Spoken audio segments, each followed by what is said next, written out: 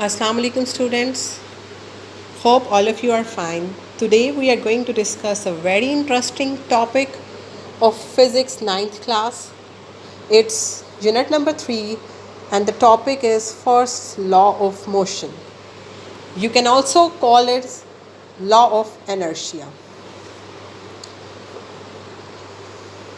The definition of Newton's first law is mentioned here. I'm going to read it for you.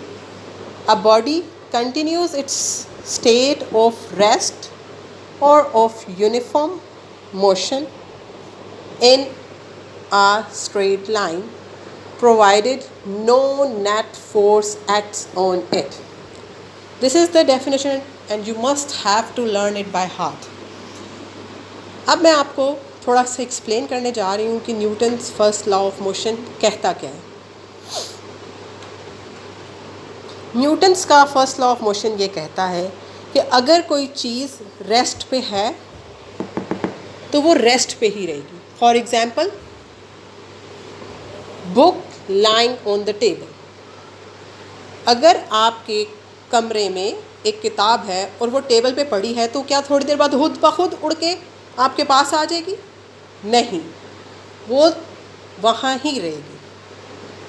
Until and unless no net force acts on it. जब तक कोई net force यानी कि resultant force जो उस पर act नहीं करेगी.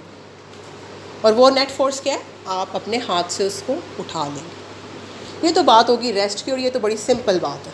ठीक है, अब ये बात हो रही यूनिफॉर्म मोशन की कि एक बॉडी अगर मूव कर रही है तो वो मूव करती रहेगी जब तक उस पर कोई एक्सटर्नल फोर्स अप्लाई ना हो. ये है बेसिक लॉ ऑफ मोशन कि अगर एक चीज़ पड़ी हुई है, जहाँ पड़ी है वो वहीं पड़ी रहेगी. आपके जूते, आप सुबह उठते हैं तो खुद आपके पाँव में नहीं आते.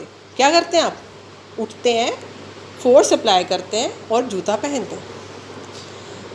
अब ये यूनिफॉर्म मोशन की बात अगर देखी जाए तो ऐसा तो नहीं होता. ये एक बॉल आप डेली लिफ्ट करते हैं, मोशन ऑफ अ बॉल.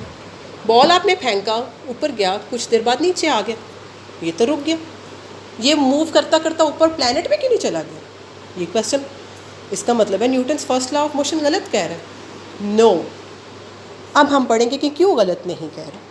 इसलिए गलत नहीं कह रहा कि ये आपने बॉल को लिफ्ट किया, कुछ देर बाद वो नीचे आ गया, वो उड़ता ही क्यों नहीं रहा? क्योंकि फर्स्ट लॉ भी यही कह रहा है, इनर्शिया भी यही कहता है.